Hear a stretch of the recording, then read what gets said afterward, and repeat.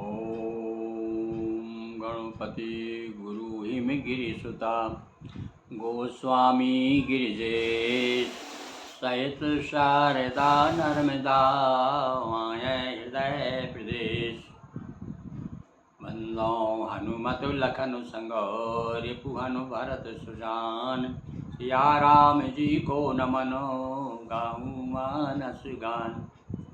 दैनिक मानस पाठ के अंतर्गत आज अयोध्या कांड दोहा क्रमांक 178 से आगे चलते हैं। भरत जी ये भी कहते हैं कि अपने से गुरुजनों की आज्ञा का भेजना बहुत बड़ा अपराध है, और ये बताना चाहते हैं कि यदि इससे भी बड़ा अपराध कोई सामने आ रहा है तो छोटे अपराध को ध्यान नहीं देना चाहिए।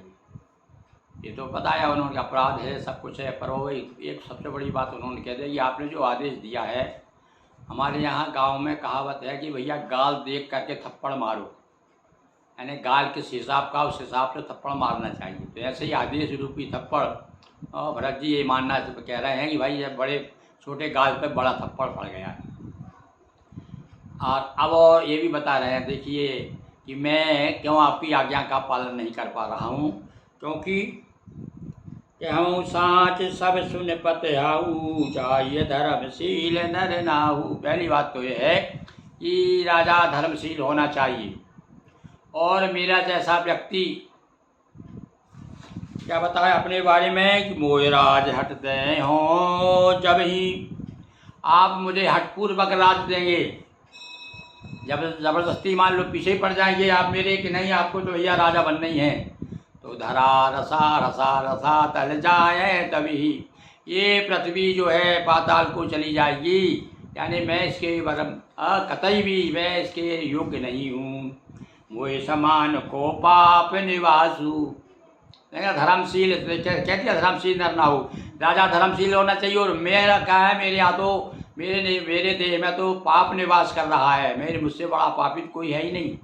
क्यों मान रहे हैं अपने आप को पापी कि मैं ऐसी माँ के पेट से आया हूँ जिसने इतना बड़ा पाप किया है। यही लगे श्री राम जिसके कारण सीता जी और राम जी को वनवास हो गया है, तो मेरे जैसा पापी कौन हो सकता है।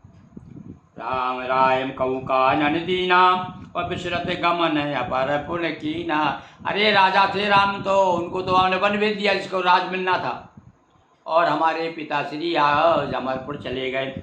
मैं छठ सबे अनर्थ कर, सारा अनर्थ जो है इसके पीछे मैं हूँ। ये अब सारी गलती भरत जी अपनी माँ के नहीं मान रहे, बल्कि ये मान रहे हैं कि मेरे कारण, क्योंकि माँ ने मुझे राजा बनाने के लिए सारा षड्यंत्र किया, तो सारे अनर्थ का केंद्र बिंदु कौन है, बोले मैं हूँ। बात बैठ बात सब सुनाऊँ, सब सुन लो भाई, है सब बातें सुन रहा हूँ मैं, बैठ बात सब सुनाऊँ, सब सचेत होकर के सब बातें सुन रहा हूँ। बिन लग वीर बिलो कया बासु और रहे प्राण सही जगह उपहासु। रघुनाथ जी से रहित घर को देखकर उनके का उपहास सहकर भी वे प्राण बने हुए हैं। यानी अभी देखो अभी उपहास कहाँ हुआ भाई, हो सकता है कहना शुरू कर दिया हो नगर के लोगों ने, है उपहास करना शुरू कर दिया हो, तो सुनाई बात आ गई होगी उनके, और बोले भगवान राम के बिना जो ये घर है इसको देख करके और मेरा उपहास, उसके बाद भी मेरे प्राण बने हुए हैं। कहने का अर्थ है कि मुझे भी पिताजी के साथ ही चले जाना था। राम पुनीत विषय रस रूखे और लोर में भूमि भोग के भूखे। यही कारण है कि राम जी पवित्र विषय रस में आसक्त नहीं है, लालची भूमि और भोगों के भूखे हैं। मैं ये लालची भूमि और भोगों के ही भूखे हैं। मैं अपने हृदय की कठोरता और कह लगे कहूँ हृदय कठिनाई निधरी कुल से जैले बढ़ाई। अरे मुझसे तो भैया मैं तो वज्र से भी ज़्यादा कठोर हो गया हूँ। मेरा हृदय कितना कठोर है कि समय रहे न रोष क्या रहे न छाती। वो परशुराम जी ने कहा था ना कि मेरे छाती भी नहीं पड़, जलन फटने में सहन कर रहा हूँ, छाती भी नहीं फट रही मेरी। तो ये स्थिति इस समय दुख के कारण हो रही, उधर तो क्रोध के कारण थी, यहाँ दुख के कारण कह रहे हैं वो कि मैं भैया निडर कुल में तो वज्र के जैसा कठिन हो गया हूँ। मतलब कहने का है कि कठोर हो गया हूँ।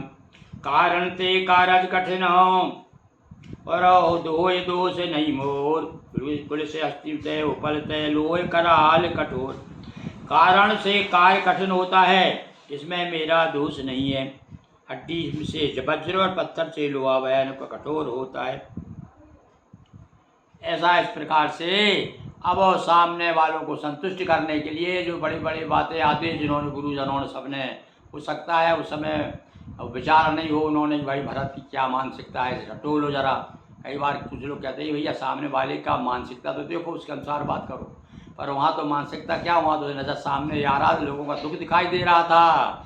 तो इसलिए और सब बात भी सही थी भैया, उसके आदेश से पिताजी चले गए, राम चले गए, तो भैया तो उसी कारण उसको राज तो उसे मिलना चाहिए ना, ये भी एक सोच की बात है।